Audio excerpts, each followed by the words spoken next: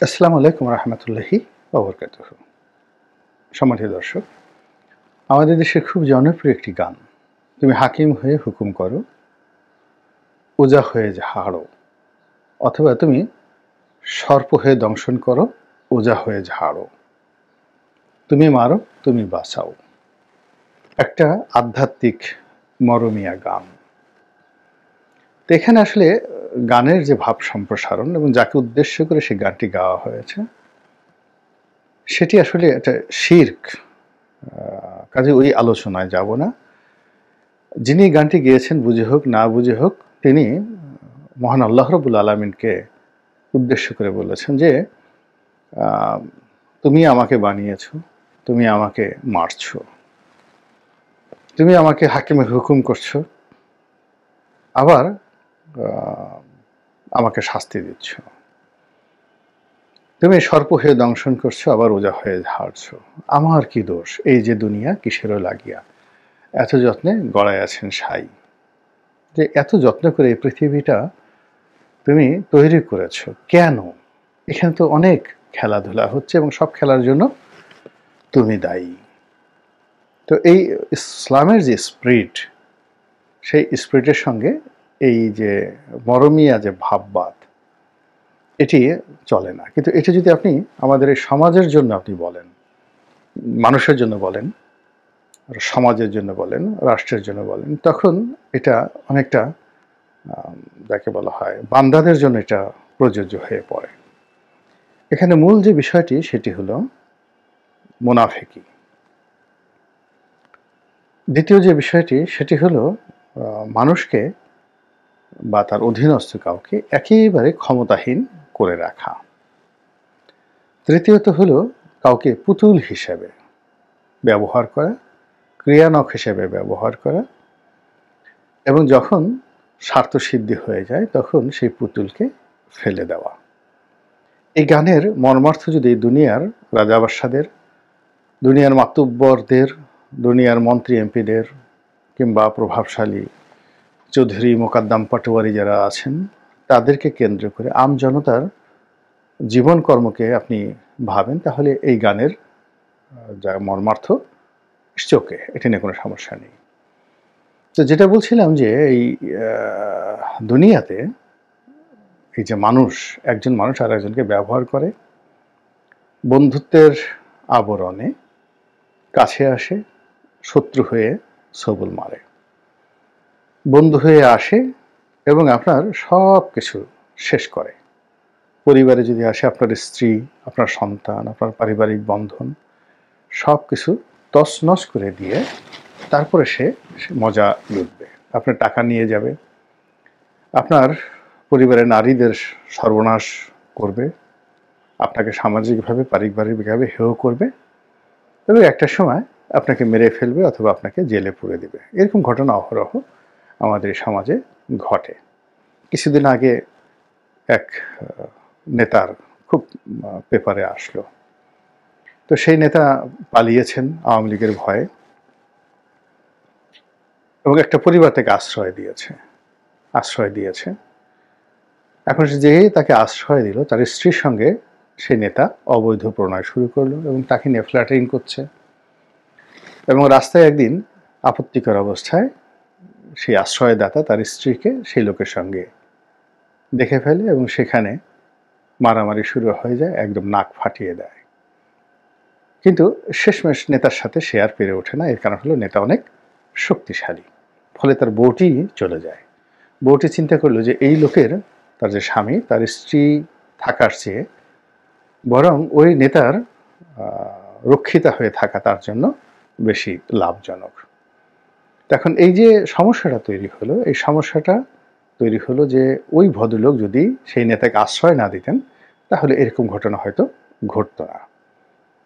এখন এই যে সামাজিক যে অবক্ষয়, রাজনীতির যে কূটচাল, মানুষের মনের মধ্যে যে দুর্বিষহ বিষ, এইগুলো যখন রাজনীতির ময়দানে আসে, ওটা আরও বিষধর হয়ে পড়ে। এর কারণ হলো politics is the highest level of art of human life. তো সেই দিক থেকে আওয়ামী লীগের যে সুসময়, এবং আওয়ামী লীগের যে দুঃসময়, এখন আওয়ামী লীগের দুঃসময় চলছে। সারা বাংলায় খুঁজে দেখুন তো কয়জন আওয়ামী লীগে আছেন যারা বুকে হাত দিয়ে বলতে পারছেন যে আমি আওয়ামী লীগ করি, বঙ্গবন্ধুকে ভালোবাসি, শেখ হাসিনাকে ভালোবাসি, আমাকে মেরে ফেললো আপনি, আমি আওয়ামী লীগ করবো, আওয়ামী লীগের বাইরে কাউকে ভোট দেবো না।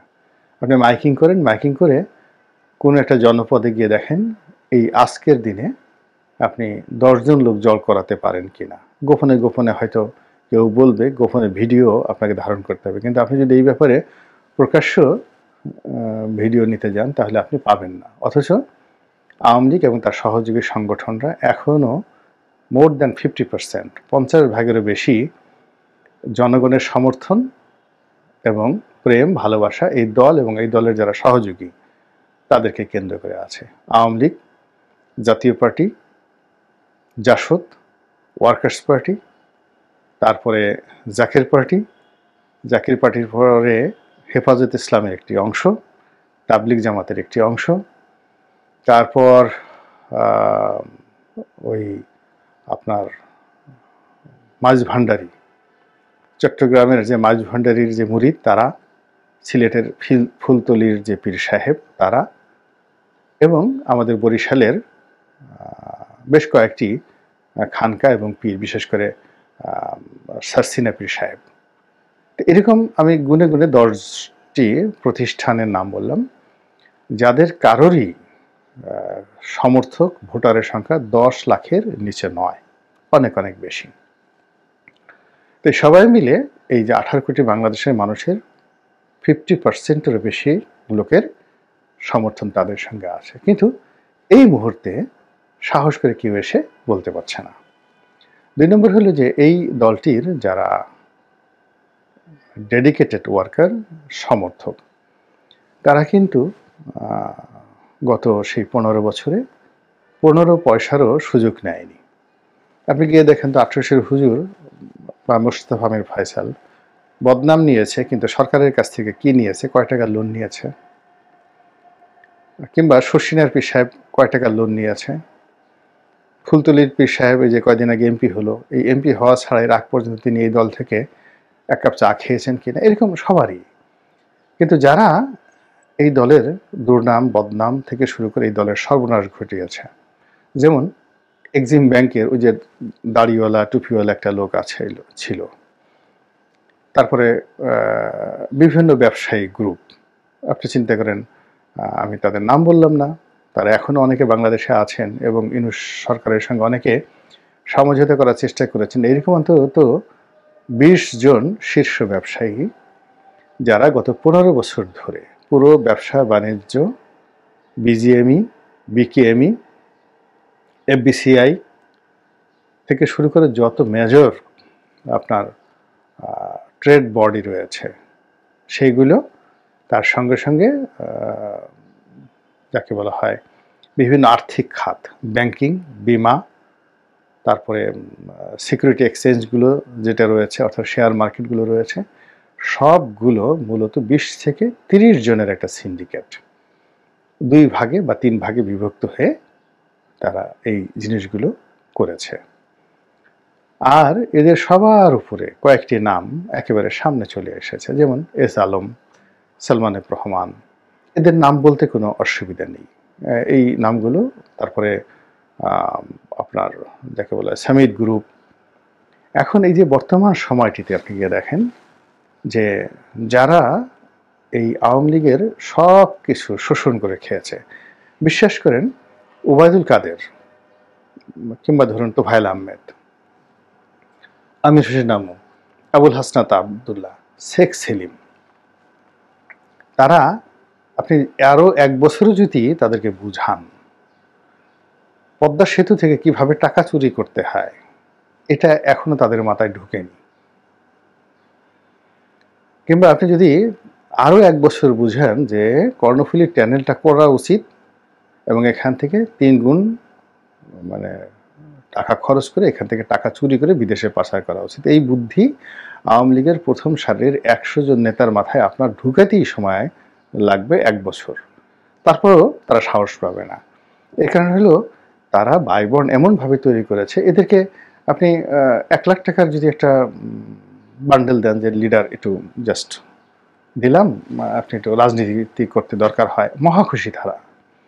কাউকে যদি একটা টিকিট দেন, কাউকে যদি আপনি যাকে বলা হয় একটা ভালো শার্ট দেন, প্যান্ট দেন, সেন্ট দেন, এরা খুশি। এবং এখনো পর্যন্ত মানে এদের চাহিদা অত বেশি না। আওয়ামী লীগের যারা লোকজন আছে তারা অতটা ম্যাটিকুলাসলি ম্যাথমেটিক্সের মতো কাউন্ট করে করে হাজার কোটি টাকা তাদের দরকার, এরকম আওয়ামী লীগ যারা বোনাফাইড আওয়ামী লীগার, এরকম একটা তরুণ বলেন কিংবা বুড়া বলেন, আপনি কাউকেই পাবেন না। তাহলে কি করেছে? তাদেরকে ব্যবহার করে বা তাদেরকে সামনে রেখে একটা বিরাট লুটেরা শ্রেণী তৈরি হয়েছিল আমলাতন্ত্রে, একটা বিরাট লুটেরা শ্রেণী তৈরি হয়েছিল ব্যবসায়ী মহলে, এমনকি অনেক বিদেশি কোম্পানিগুলো এই লুটেরা শ্রেণীর মধ্যে পড়ে গিয়েছিল। তারা ঠিক সাপ হয়ে এই আওয়ামী লীগকে সবল করেছে। নচেত শেখ হাসিনা, শেখ রেহানা, জয়, পুতুল, এদের নামে এখন যে সকল অভিযোগ আসছে, এদের নামে যে সকল বদনাম আসছে, বিশ্বাস করেন 2012-13 সন পর্যন্ত এটা কল্পনাই করা যেত না। আমরা কেউ কল্পনাই করতে পারতাম না। কিন্তু এখন বাস্তবতা হলো তথ্য উপাত্ত সহ এমন সব আর্থিক কেলেঙ্কারি আসছে যেটা বলার মতো না। এরপরে এই যে খুন, গুম, তারপরে ক্রসফায়ার, এর যে ঢালাও অভিযোগ আওয়ামী লীগের বিরুদ্ধে, আপনি 2011-12 সন পর্যন্ত এই দলের যে গণতান্ত্রিক মন মানসিকতা ছিল এবং এই দলটি যেভাবে প্রতিপক্ষের সঙ্গে বার্গেনিং করতো, ঝগড়া করতো, মারামারি করতো, কাটাকাটি করতো, কিন্তু গুম করবে, খুন করবে, এই জিনিসগুলো আওয়ামী লীগ চিন্তা করতো না। একটা 21শে আগস্টের মতো একটা গ্রেনেড হামলা করবে, কিংবা এই যে এখন দেখুন আওয়ামী লীগের নেতাদেরকে যেভাবে হ্যান্ডকাপ পরিয়ে ঘোরানো হচ্ছে, যেভাবে লাথি চড় মারা হচ্ছে কোর্ট কাছারিতে, এরকম কাজ তো তারা করতে পারতো আরও সুন্দর করে। তাদের সেই সমর্থন ছিল। এই যে এখন যেভাবে মব জাস্টিস হচ্ছে, মব জাস্টিস তারা করতে পারতো, তাদের আরও শক্তিমত্তা ছিল। কিন্তু এই পর্যায়ে তারা কখনো নিজেদেরকে নামায়নি। কিন্তু তারা এমন ক্ষোভের মধ্যে এখন পড়ে গেছে যে এই কাজগুলো করা হচ্ছে কিন্তু কেউ তাদের দিকে তাকাচ্ছে না করুণার দৃষ্টি নিয়ে, এবং অনেকেই বলছেন যে না ঠিক আছে, ভালোই হয়েছে। এটা কেন হলো? আমলাতন্ত্রের মধ্যে একটা বিরাট গ্রুপ তৈরি হয়েছিল যারা জঙ্গি নাটক সাজাতো, যারা গুম করতো, একটা গুম করে ভয় দেখাতো, আর 100টা মানে গুমকে টার্গেট করে 100 জন বিএনপি নেতা, জামাত নেতার কাছ থেকে বা ব্যবসায়ীদের কাছ থেকে বিরাট অঙ্কের টাকা সে নিত। এই যে আমি সেদিনে পার্টেক্স গ্রুপের এক মালিকের ছেলের সঙ্গে কথা বলছিলাম, তা আমি বলছিলাম যে তোমাদের সঙ্গে কি সমস্যা ছিল, যে বাংলাদেশের একটা শীর্ষস্থানীয় শিল্প গ্রুপ, সেই গ্রুপের লোককে ধরে নারায়ণগঞ্জে নিয়ে যাওয়া হলো, তারপর শেষে তার স্ত্রীকে আটকে রাখা হলো, এই সাহস একজন এসপি লেভেলের কর্মকর্তার হলো কি করে? এছাড়া তো পার্টিস গ্রুপের হাশেম সাহেব নিজেও সংসদ সদস্য ছিলেন, বিএনপি রাজনীতি করতেন এবং তারা বাংলাদেশের অনেক দিন ধরেই শীর্ষ পর্যায়ে আছেন। তো তিনি যে কাহিনী বললেন আমাকে, সেই কাহিনী মানে রীতিমতো লোমহর্ষক। এরকম ছিল আমলাতন্ত্র, সেটা পুলিশ হোক, সিভিল সার্ভিস হোক, তারা টার্গেট করে করে আওয়ামী লীগকে ব্যবহার করে এই কাজগুলো করত। এর বাইরে যারা ছিল সেটা হলো ভারত, এমনকি চীন। এই দুটো রাষ্ট্র সবসময় চেয়েছে আওয়ামী লীগ তাদের বধূ হোক, স্ত্রী হোক, বা তাদের কৃতদাসী হোক বা কৃতদাস হোক। কিন্তু এই দলটিকে গাইড করে একটা প্রপার গাইডলাইন দিয়ে তারপর এই দলটি সাস্টেইন করুক, একটা ভালো অবস্থায় থাকুক, এটা কখনোই চীনও চায়নি এবং ভারতও চায়নি। এর কারণ হলো এই দলের যে বেশিরভাগ নেতা এবং কর্মী, তাদের ডিমান্ড তৃণমূল পর্যায়ে একেবারে অল্প। এদের তাফালিং, এদের চাঁদাবাজি একেবারে খুবই সীমিত পর্যায়ে। গ্রামে ধরুন একটা পানের দোকান থেকে একজন একটা পান খেয়ে গেল মাগনা, 2 কাপ চা খেয়ে গেল, একজনের একটা চড় থাপ্পড় দিয়ে 10,000 টাকা নিয়ে গেল, তার মাস্তানি ওই পর্যন্ত উপজেলা পর্যায়ে সীমাবদ্ধ। ওই একটা টেন্ডার হচ্ছে, নিজেরা মারামারি করছে, বিএনপির লোকরা দিচ্ছে না, এরকম। কিন্তু আওয়ামী লীগের যারা প্রতিদ্বন্দ্বী আছে তারা দেখা গেল যে ওই যেখানে তারা 10,000 টাকার জন্য একেবারে লেপ্টে ফেলে সবকিছু, সেই জায়গা থেকে 1 লাখ টাকা তারা নিয়ে আসবে, আশেপাশের একটা শব্দ হবে না, যে ক্ষতিগ্রস্ত তার আহাজারিতে বুক ভেসে যাবে। তো সেই দিক থেকে এই আওয়ামী লীগের যেটা বিপুল শ্রেণীর যারা লোকজন আছেন, সেই বিপুল শ্রেণীর লোকজন এখনো দেশপ্রেমের ক্ষেত্রে, রাজনীতির ক্ষেত্রে মানে প্রো দেশপ্রেমিক, প্রো লেভেলে তাদের আন্ডারস্ট্যান্ডিং। তো এরকম একটা শক্তি যদি এস্টাবলিশড হয়ে যায় পলিটিক্যালি, তাহলে বিদেশি ধান্দাবাজি এগুলো চলে না, দেশপ্রেম যেখানে আছে সেখানে চলে না, ফলে তারা তাদেরকে ব্যবহার করতে চেয়েছে। আর দ্বিতীয়ত হলো, তাদেরকে যদি একেবারে ছিন্ন বিচ্ছিন্ন করে দেওয়া যায় এখন যেভাবে হয়েছে, তাহলে পুরো রাজনীতির ময়দানে যে একটা বিশৃঙ্খল তৈরি হবে, ঘোলাপানি তৈরি হবে, এই ঘোলাপানির ফলে তারা আরও বড় বড় রুই কাতলা খুব সহজে শিকার করতে পারবে। তারাই শেখ হাসিনাকে উঠিয়েছে, তারাই শেখ হাসিনাকে পচিয়েছে, তারাই শেখ হাসিনাকে দেবী বানিয়েছে, তারাই শেখ হাসিনাকে আবার পেতনি বানিয়েছে, তারাই শেখ হাসিনাকে ক্ষমতায় বসিয়েছে, আবার তারাই শেখ হাসিনাকে ক্ষমতার থেকে চ্যুত করে তাকে পুরো অগ্নিগর্ভে ফেলে দিয়ে যে যার অবস্থানে আছে, বড় বড় যারা টাউট বাটপার, যে দেখেন ইভেন যারা জেলখানাতে আছে সেখানেও তারা সোনারগাঁ, শেরাটন, ঢাকা ক্লাবের খাবার দাবার খেয়ে শাহী হালতে আছে। তাদের বিত্ত বিলাস ব্যসন, এমনকি মনোরঞ্জনের জন্য তাদের কোনো সমস্যা সেখানে হচ্ছে না। আমি যখন জেলখানাতে দেখেছি, ওখানে টাকা হলে, ক্ষমতা হলে সব কিছুই করা সম্ভব।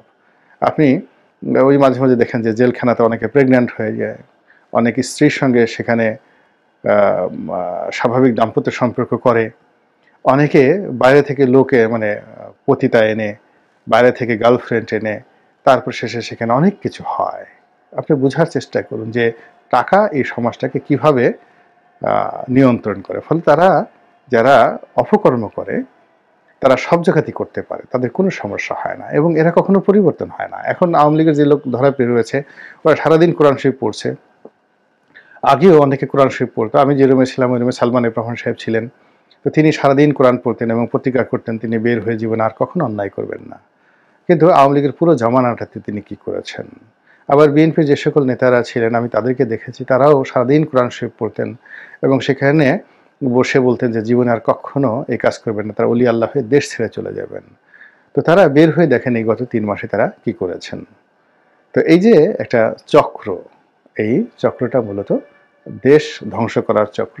এরা সবাই মামাতো, ফুফাতো, খালাতো ভাই, এদের কোনো দল নেই এবং এরাই আওয়ামী লীগ বলেন, বিএনপি বলেন, জামাত বলেন, সব দলের মধ্যে এরা সর্প হয়ে ধ্বংস করে আর ওজা হয়ে ঝাড়ে। আল্লাহ আমাদের সবাইকে হেদায়েত দান করুন এবং হেফাজত করুন। আসসালামু আলাইকুম ওয়া রাহমাতুল্লাহি ওয়া বারাকাতুহু।